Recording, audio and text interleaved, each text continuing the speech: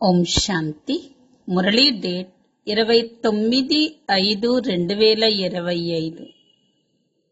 ఈరోజు బాబా చెప్తున్నారు, మనం ఎక్కడికి రావాలో అక్కడికి చేరుకున్నాము. బాబా ద్వారా మనందరం రచయిత రచన జ్ఞానం తెలుసుకున్నాం. చాలా సంతోషంలో ఉండాలి. ఎందుకంటే చేరవలసిన స్థానానికి చేరుకున్నాం, జ్ఞానం వింటున్నాము. రోమ రోమము పులకరించిపోవాలి సంతోషంలో. బాబా రోజు మనల్ని జ్ఞానంతో అలంకరిస్తున్నాడు. దేనికి? అత్తగారింటికి పంపించటానికి, విష్ణుపురికి పంపించటానికి, విశ్వ మహారాజులుగా మహారాణిగా చేయటం కోసం రోజు జ్ఞానాన్ని వినిపిస్తారు. తండ్రిగా, టీచర్గా మనందర్నీ తయారు చేస్తున్నాడు బాబా సత్యుగానికి పంపించటానికి. పొద్దున్నే లెగిచి బాబాతో మాట్లాడండి. తనకు తాను చింతన చెయ్యండి. బాబా మనందరికీ అసలైన తండ్రి, టీచరు. జ్ఞాన రత్నాలతో అలంకరిస్తున్నారు. అలంకరించటానికి అక్కడ నుండి ఇక్కడికి వచ్చారు. వారే తండ్రులకు తండ్రి, భర్తలకు భర్త. ఇలా ఆలోచిస్తూ సంతోషంగా ఉండాలి. అందరూ పురుషార్థం చేస్తున్నారు, కానీ ఎందుకు ఇలా చేస్తున్నారు అనకండి. ప్రతి ఒక్కరి పురుషార్థాన్ని సాక్షిగా చూడండి. ఉన్నత పదవి పొందటానికి ఇప్పటికీ అవకాశం ఉన్నది. పురుషార్థం చేయండి. సతో ప్రధానంగా తయారవ్వండి. మనలో నిర్వికారి శక్తి ఉండాలి, సంపూర్ణ పవిత్రతా శక్తి. ఎవరి బుద్ధి యోగం పూర్తిగా రిఫైన్ గా ఉంటుందో, నిర్వికారి శక్తి ఉంటుందో, వాళ్ళు అదృష్టవంతులు.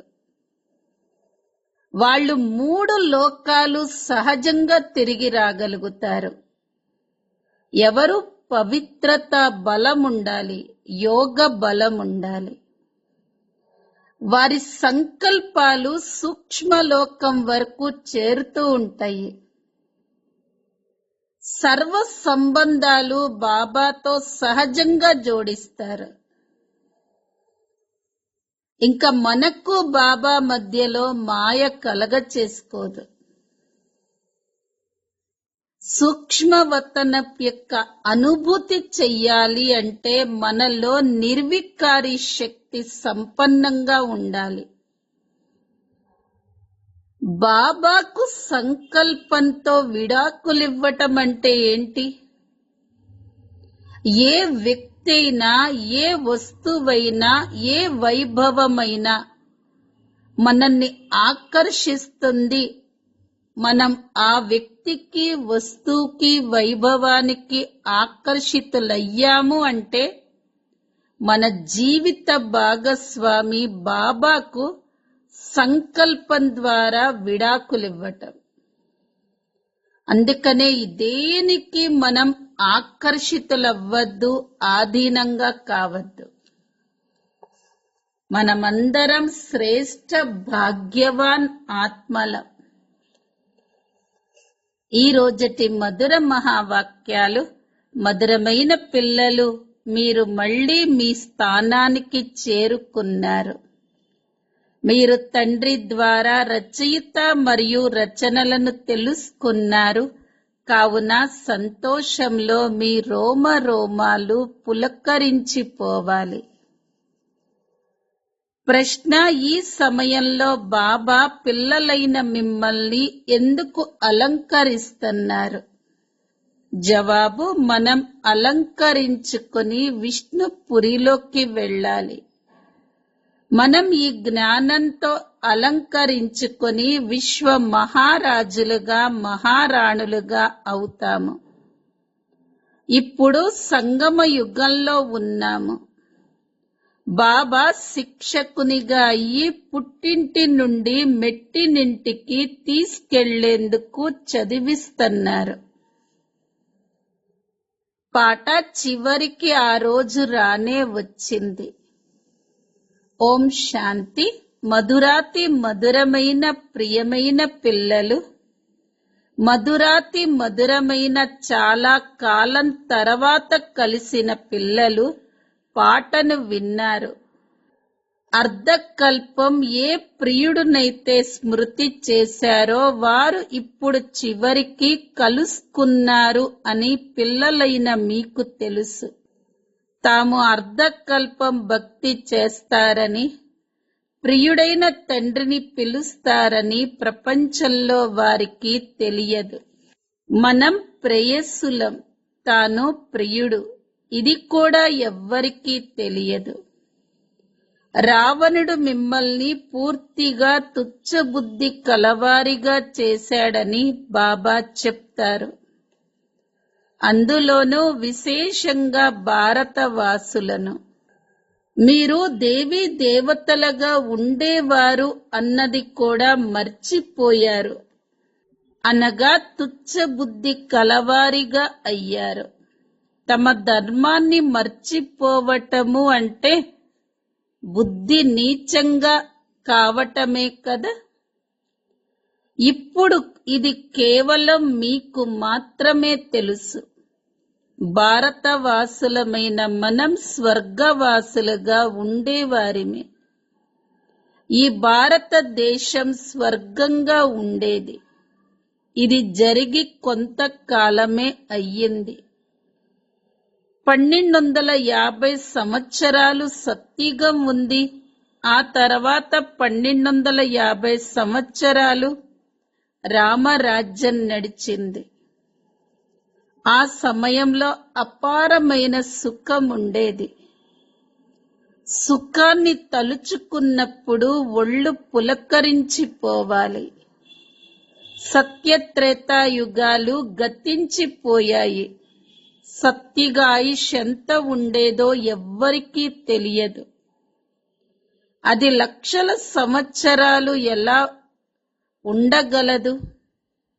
ఇప్పుడు బాబా వచ్చి మిమ్మల్ని మాయ ఇంతగా తుచ్చబుద్ధి కలవారిగా చేసేసింది అని చెప్తారు. ప్రపంచంలో ఎవరూ తమని తాము బుద్ధి ఇంత నీచంగా ఉన్నవారిమి అని భావించరు.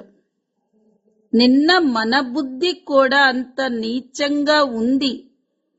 కానీ ఇప్పుడు బాబా మనకు రచయిత మరియు రచన యొక్క ఆది మధ్య అంతాలని తెలుసుకునేంతటి బుద్ధినిచ్చారని మీకు తెలుసు. నిన్న మనకి తెలియదు, ఈ రోజు తెలుసుకున్నాము. ఎంతెంతగా తెలుసుకుంటూ ఉంటారో అంతంతగా సంతోషంలో ఒళ్ళు పులకరించిపోతుంది. మనం మళ్ళీ మన యథార్థ స్థానానికి వచ్చి చేరుకుంటాము.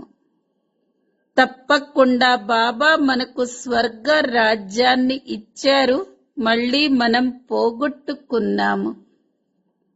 ఇప్పుడు పతితులుగా అయిపోయాము. సత్యుగాన్ని పతితము అని అది పావన ప్రపంచం. హే పతిత పావన రా అని మనుష్యులు పిలుస్తారు. రావణ రాజ్యంలో పావనులైన ఉన్నతులు ఎవరూ ఉండరు. ఉన్నతోన్నతుడైన బాబా పిల్లలుగా అయ్యారు, కావున ఉన్నతంగా కూడా అవ్వాలి. పిల్లలైన మీరు బాబాని తెలుసుకున్నారు. అది కూడా నెంబర్ వారీగా పురుషార్థమనుసారంగా తెలుసుకున్నారు. ఉదయమే లెగిచి మీ హృదయాన్ని మీరు ప్రశ్నించుకోండి. అమృతవేళ సమయం చాలా మంచిది. ఉదయమే అమృత వేళలో కూర్చొని ఈ ఆలోచన చెయ్యండి. బాబా మనకు తండ్రి మరియు శిక్షకుడు కూడా. ఓ గాడ్ ఫాదర్, హే పరంపిత పరమాత్మ అని అంటూనే ఉంటారు. హే భగవంతుడా అని ఎవరినైతే తలుచుకుంటారో ఇప్పుడు వారు మనకు లభించారు అని పిల్లలైన మీకు తెలుసు. ఇప్పుడు మళ్ళీ మనం అనంతమైన వారసత్వాన్ని తీసుకుంటున్నాం. వారు అలౌకిక తండ్రి, వీరు అనంతమైన తండ్రి. మీ లౌకిక తండ్రి కూడా ఆ అనంతమైన తండ్రిని స్మృతి చేస్తారు. కావున వారు తండ్రులకు తండ్రి, పతులకు పతి అవుతారు.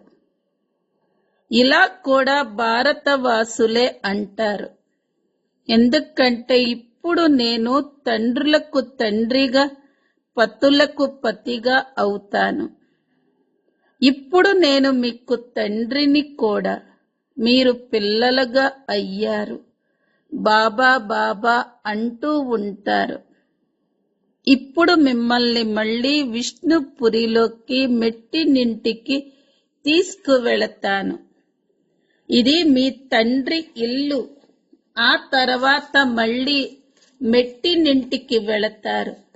తమను బాగా సింగారించటం జరుగుతుంది అని పిల్లలకు తెలుసు. ఇప్పుడు మీరు పుట్టినింట్లో ఉన్నారు కదా, మిమ్మల్ని చదివించటం కూడా జరుగుతుంది. మీరు ఈ జ్ఞానం ద్వారా అలంకరింపబడి విశ్వ మహారాజులుగా, మహారాణులుగా అవుతారు. విశ్వాధిపతులుగా అయ్యేందుకే మీరు ఇక్కడికి వచ్చారు. భారతవాసులైన మీరే సత్యుగం ఉన్నప్పుడు విశ్వాధిపతులుగా ఉండేవారు. మేము విశ్వాధిపతులము అని ఇప్పుడు మీరు అనరు. భారతదేశాధిపతులు ఇప్పుడు కలియుగం వారిగా ఉన్నారని, మనమైతే సంగమయుగ వాసులుగా ఉన్నామని ఇప్పుడు మీకు తెలుసు.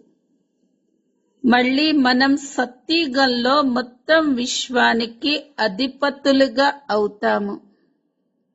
ఈ విషయాలు పిల్లలైన మీ బుద్ధిలోకి రావాలి. విశ్వరాజ్య అధికారాన్ని ఇచ్చేవారు వచ్చారు అని మీకు తెలుసు. ఇప్పుడు వారు సంగమ యుగంలో వచ్చారు. జ్ఞానదాత బాబా ఒక్కరే. ఒక్క బాబాని తప్ప ఇంకా ఏ మానవ మాతృలను జ్ఞానదాత అని అనలేరు. ఎందుకంటే బాబా వద్ద ఎటువంటి జ్ఞానం ఉందంటే ఆ జ్ఞానం ద్వారా మొత్తం విశ్వమంతటి సద్గతి జరుగుతుంది. తత్వాల సహితంగా అన్నింటి సద్గతి జరుగుతుంది. మనుషుల వద్ద సద్గతి జ్ఞానం లేదు. ఈ సమయంలో మొత్తం ప్రపంచమంతా తత్వాల సహితంగా తమో ప్రధానంగా ఉంది. ఇందులో ఉండేవారు కూడా తమో ప్రధానంగా ఉన్నారు.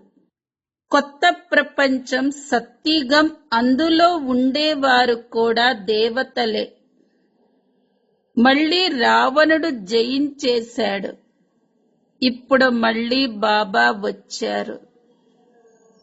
మేము బాప్ దాదాల వద్దకు వెళతామని పిల్లలైన మీరంటారు.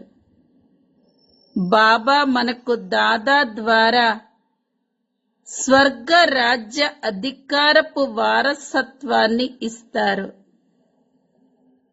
బాబా స్వర్గ రాజ్య అధికారాన్ని కాక ఇంకేమిస్తారు? పిల్లలైన మీ బుద్ధిలోకి ఇది రావాలి కదా. కానీ మాయ మరిపింప చేస్తుంది. సంతోషాన్ని స్థాయిగా ఉండనివ్వదు. ఎవరైతే బాగా చదువుతారో మరియు చదివిస్తారో వారే ఉన్నత పదవిని పొందుతారు. క్షణంలో జీవన ముక్తి అన్న గాయనం కూడా ఉంది. ఒకేసారి గుర్తించాలి కదా, ఆత్మలందరికీ తండ్రి ఒక్కరే. ఆ ఆత్మలందరి తండ్రి ఇప్పుడు వచ్చారు, కానీ అందరూ వారిని కలుసుకోలేరు. అది అసంభవం. బాబా చదివించేందుకు వస్తారు. వీరందరూ టీచర్లే. గీతా పాఠశాల అని అంటారు కదా, ఈ పదం సామాన్యమైనదే. కృష్ణుడు గీతని వినిపించాడు అని అంటారు. ఇప్పుడిది కృష్ణుడి పాఠశాల అయితే కాదు కదా. కృష్ణుడి ఆత్మ చదువుకుంటుంది. సత్యుగంలో ఏమైనా గీతా పాఠశాలలలో చదువుకోవటం మరియు చదివించటం జరుగుతుందా? కృష్ణుడు సత్యుగంలోనే ఉంటాడు. మళ్ళీ 84 జన్మలు తీసుకుంటారు. ఒక శరీరం ఇంకొక జన్మలోని శరీరంతో కలవదు. డ్రామా ప్లాన్ అనుసారంగా ప్రతి ఆత్మలోనూ తమ 84 జన్మల పాత్ర నిండి ఉంది. ఒక్క క్షణం ఇంకొక క్షణంతో కలవదు. మీరు 5000 సంవత్సరాలు మీ పాత్రను అభినయిస్తారు. ఒక్క క్షణంలో పాత్ర మరుక్షణంలోని పాత్రతో కలవదు. ఇది ఎంతగా అర్థం చేసుకోవలసిన విషయం. ఇది డ్రామా కదా. పాత్ర పునరావృతమవుతుంది. మిగిలిన ఆ శాస్త్రాలన్నీ భక్తి మార్గానికి చెందినవి. అర్ధకల్పం భక్తి జరుగుతుంది. మళ్ళీ సర్వులకు నేనే వచ్చి సద్గతిని ఇస్తాను. 5000 సంవత్సరాల క్రితం రాజ్యం చేసేవారు అని, సద్గతిలో ఉండేవారు అని మీకు తెలుసు. అక్కడ దుఃఖం నామరూపాలే లేవు. ఇప్పుడంతా దుఃఖమే దుఃఖముంది. దీనిని దుఃఖధామము అని అంటారు. శాంతిధామం, సుఖధామం మరియు దుఃఖధామం. నేనొచ్చి భారతవాసులకే సుఖధామపు మార్గాన్ని చూపిస్తాను. నేను కల్ప కల్పము మళ్ళీ రావలసి ఉంటుంది. నేను అనేక సార్లు వచ్చాను, మళ్ళీ వస్తూనే ఉంటాను. ఇది అంతమవ్వదు. మీరు చక్రాన్ని చుట్టి వచ్చి దుఃఖధామంలో చేరుకుంటారు. మళ్ళీ నేను రావలసి వస్తుంది. ఇప్పుడు మీకు 84 జన్మల చక్రం స్మృతి కలిగింది. ఇప్పుడు బాబాని రచయిత అని అంటారు. డ్రామా రచయిత ఎవరో ఉన్నారని కాదు. రచయిత అనగా ఈ సమయంలో వచ్చి సత్యుగాన్ని రచించేవారు. సత్యుగంలో ఎవరి రాజ్యమైతే ఉండేదో, మళ్ళీ ఎవరైతే పోగొట్టుకున్నారో వారినే మళ్ళీ కూర్చోపెట్టి చదివిస్తాను. పిల్లలను దత్తత తీసుకుంటారు. మీరు నా పిల్లలు కదా. మిమ్మల్ని సాధు సన్యాసులు ఎవరూ చదివించటం లేదు. చదివించేవారు ఒక్క బాబానే. వారినే అందరూ తలుచుకుంటారు. ఎవరినైతే తలుచుకుంటారో వారు తప్పకుండా ఎప్పుడో వస్తారు కదా. అసలు ఎందుకు స్మృతి చేస్తున్నారో కూడా ఎవ్వరికీ తెలియదు. కావున తప్పకుండా పతిత పావనుడైన బాబా వస్తారు. క్రీస్తుని ఈ విధంగా నీవు మళ్ళీ రా అని పిలవరు. అతడు లీనమైపోయాడు అని భావిస్తారు. కావున మళ్ళీ వచ్చే విషయమే ఉండదు. ఎంతైనా ఆ పతిత పావనుడినే స్మృతి చేస్తారు. ఆత్మలైన మాకు మళ్ళీ వారసత్వాన్నివ్వండి అని అంటారు. ఇప్పుడు బాబా వచ్చారని పిల్లలైన మీకు స్మృతి కలిగింది. మాకు కొత్త ప్రపంచ స్థాపనను చేస్తారు. మళ్ళీ వారు తమ సమయం అనుసారంగా రజో తమోలలోకి వస్తారు. ఇప్పుడు మేము మాస్టర్ జ్ఞాన స్వరూపులుగా అవుతున్నామని పిల్లలైన మీరు అర్థం చేసుకున్నారు. పిల్లలైన మిమ్మల్ని చదివించి విశ్వాధిపతులుగా తయారు చేసేవారు ఒక్క బాబానే. వారు స్వయం ఆ విధంగా అవ్వరు. కావున వారిని నిష్కామ సేవాదారులు అని అంటారు. నేను ఫలాన్ని ఆశించను, మేము నిష్కామ సేవ చేస్తాము అని మనుష్యులంటారు. కానీ నిజానికి అలా జరగదు. ఎటువంటి సంస్కారాలను తీసుకువెళతారో వాటి అనుసారంగానే జన్మ లభిస్తుంది. కర్మఫలం తప్పకుండా లభిస్తుంది. సన్యాసులు కూడా గృహస్థుల వద్ద పునర్జన్మ తీసుకొని మళ్ళీ సంస్కారం అనుసారంగా సన్యాసుల ధర్మంలోకి వెళ్ళిపోతారు.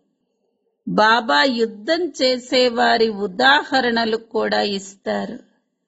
ఎవరైతే యుద్ధ మైదానంలో మరణిస్తారో వారు స్వర్గంలోకి వెళ్ళిపోతారు అని గీతలో కూడా వ్రాసి ఉంది. కానీ స్వర్గపు సమయం కూడా కావాలి కదా. స్వర్గం లక్షల సంవత్సరాలు అని అనేస్తారు. ఇప్పుడు బాబా ఏమి అర్థం చేయిస్తున్నారో మీకు తెలుసు. గీతలో ఏమేమో వ్రాసేశారు. భగవాను వాచ నేను సర్వవ్యాపిని అని అనేస్తారు. ఈ విధంగా నేను సర్వవ్యాపి అని, కుక్క పిల్లి అన్నింటిలోనూ ఉన్నాను అని, నన్ను నేను ఎలా నిందించుకుంటాను అని బాబా అంటారు. నన్నైతే జ్ఞాన సాగరుడు అని అంటారు. మరి నేను ఇలా స్వయాన్ని ఎలా నిందించుకుంటాను? ఇది ఎంత అసత్యమైన విషయం. జ్ఞానమైతే ఎవ్వరిలోనూ లేదు. సన్యాసులు మొదలైన వారికి ఎంత గౌరవం ఉంది. ఎందుకంటే వారు పవిత్రంగా ఉంటారు. సత్యుగంలో గురువులెవరు ఉండరు. ఇక్కడైతే స్త్రీలతో పతియే నీకు గురువు ఈశ్వరుడు కావున ఇంకే గురువును ఆశ్రయించకు అని అంటారు. అది కూడా భక్తి సతో ప్రధానంగా ఉన్నప్పుడు అలా అర్థం చేయించబడేది. సత్యుగంలో గురువులెవరు ఉండరు. అలాగే భక్తి ప్రారంభంలో కూడా గురువులు ఎవరు ఉండరు. పతియే స్వర్గంగా ఉండేవారు, గురువును ఆశ్రయించేవారు కాదు. ఈ విషయాలన్నింటినీ ఇప్పుడు మీరు అర్థం చేసుకుంటారు. కొంతమంది మనుష్యులైతే బ్రహ్మ కుమారి కుమారుల పేరు వినగానే భయపడిపోతారు. ఎందుకంటే వీరు సోదరి సోదరులుగా చేసేస్తారు అని భావిస్తారు. అరే ప్రజాపిత బ్రహ్మ సంతానంగా ఇవ్వటమైతే మంచిదే కదా. బీకేలే స్వర్గ వారసత్వాన్ని తీసుకుంటారు. ఇప్పుడు మీరు తీసుకుంటున్నారు. మీరు బీకేలుగా అయ్యారు. మేము సోదరి సోదరులము అని మీరు ఇరువురు అంటారు. శరీర అభిమానం వికారాల దుర్గంధం తొలగిపోతుంది. ఒకే తల్లి పిల్లలమైన సోదరి సోదరులమైన మేము వికారాలలోకి ఎలా వెళ్ళగలం? అది మహాపాపం. ఈ పవిత్రంగా ఉండే యుక్తులు డ్రామాలో ఉన్నాయి. సన్యాసులది నివృత్తి మార్గం. మీరు ప్రవృత్తి మార్గానికి చెందినవారు. ఇప్పుడు మీరు ఈ చీచీ ప్రపంచపు ఆచార వ్యవహారాలను వదిలి అసలు ఈ ప్రపంచాన్నే మర్చిపోవాలి. మీరు స్వర్గాధిపతులుగా ఉండేవారు. మళ్ళీ రావణుడు మిమ్మల్ని ఎంత అశుద్ధంగా చేశాడు. ఇది కూడా బాబానే అర్థం చేయించారు. మేము 84 జన్మలు తీసుకున్నామని మేమెలా నమ్మాలి అని కొందరంటారు. 84 జన్మలు తీసుకున్నారు అని మంచి చెప్తున్నాను కదా. 84 జన్మలు తీసుకుని ఉండకపోతే ఇక్కడ నిలిచి ఉండలేరు. వీరు దేవీ దేవతా ధర్మం వారు కాదు అని భావించబడుతుంది. వారు స్వర్గంలోకి రాలేరు. ప్రజలలో కూడా తక్కువ పదవిని పొందుతారు. ప్రజల్లో కూడా మంచి పదవులు, తక్కువ పదవులు ఉంటాయి కదా. ఈ విషయాలు ఏ శాస్త్రాలలోనూ లేవు. భగవంతుడు వచ్చి రాజ్య స్థాపనను చేస్తాడు. శ్రీకృష్ణుడు వైకుంఠాధిపతిగా ఉండేవాడు. స్థాపనను బాబా చేస్తారు. బాబా గీతను వినిపించారు. దాని ద్వారా ఈ పదవిని పొందాము. ఆ తర్వాత మళ్ళీ చదివించవలసిన అవసరమే లేదు. మీరు చదువుకొని పదవిని పొందుతారు. మీరు గీతా జ్ఞానాన్ని చదవరు కదా. జ్ఞానం ద్వారా సద్గతి లభించింది. ఎంతగా పురుషార్థం చేస్తారో అంతగా ఉన్నత పదవిని పొందుతారు. కల్పపూర్వం ఎంత పురుషార్థమైతే చేశారో అదే చేస్తూ ఉంటారు. సాక్షిగా ఈ చూడండి. టీచర్ని కూడా చూడాలి. వీరు మనల్ని చదివించారు. మనం వీరికన్నా చురుకుగా అవ్వాలి. మార్జిన్ ఎంతో ఉంది. ఉన్నతోన్నతులుగా అయ్యేందుకు ప్రయత్నించండి. తమో ప్రధానుల నుండి సతో ప్రధానులుగా అవ్వటమే ముఖ్యమైన విషయం. ఇది అర్థం చేసుకోవలసిన విషయం కదా. గృహస్థ వ్యవహారంలోనూ ఉండాలి. అలాగే తండ్రిని కూడా స్మృతి చెయ్యాలి. తద్వారా పావనంగా అయిపోతారు. ఇక్కడైతే అందరూ పతితులుగా ఉన్నారు. ఇందులో అంతా దుఃఖమే దుఃఖం. సుఖమయమైన రాజ్యం ఎప్పుడు ఉండేదో ఎవ్వరికీ తెలియదు. దుఃఖమున్నప్పుడు హే భగవంతుడా, హే రామ, ఈ దుఃఖాలను ఎందుకిచ్చావు అని అంటారు. భగవంతుడైతే ఎవరికీ దుఃఖాన్నివ్వరు. రావణుడే దుఃఖాన్నిస్తాడు. మన రాజ్యంలో ఇంకా ఏ ధర్మం ఉండదని ఇప్పుడు మీకు తెలుసు. మళ్ళీ ఆ తర్వాత ఇతర ధర్మాలు వస్తాయి. మీరు ఎక్కడికైనా వెళ్ళండి, చదువైతే మీ తోడు ఉంది. మన్మనాభవ అన్న లక్ష్యమైతే లభించింది. బాబాని స్మృతి చెయ్యండి. బాబా నుండి మనం స్వర్గ వారసత్వాన్ని తీసుకుంటున్నాం. ఇది కూడా స్మృతి చెయ్యలేరు. ఈ స్మృతి పక్కాగా ఉండాలి.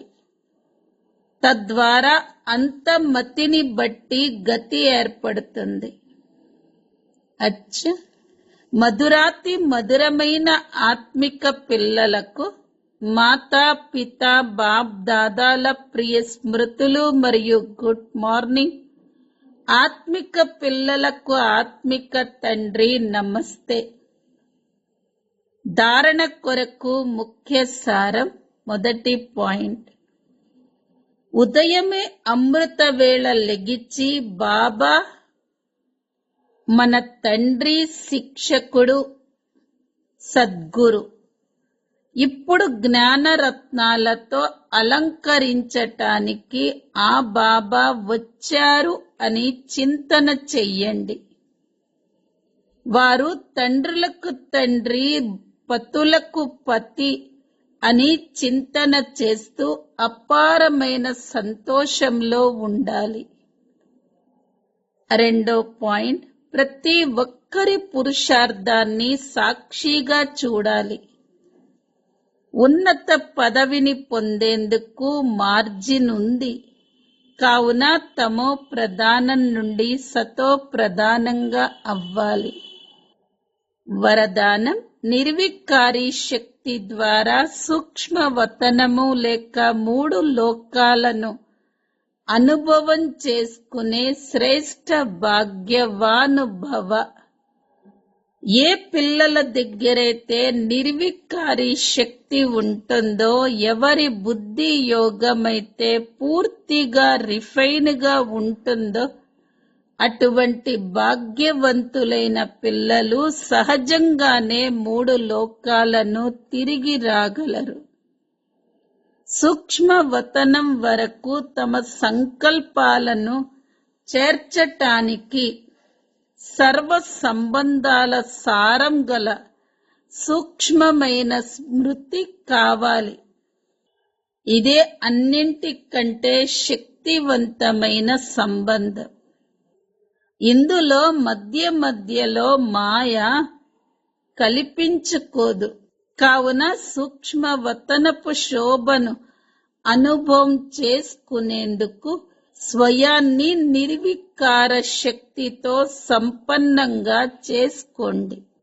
స్లోగన్, ఏ వ్యక్తి, వస్తువు లేక వైభవం పట్లనైనా ఆకర్షితమవ్వటమంటే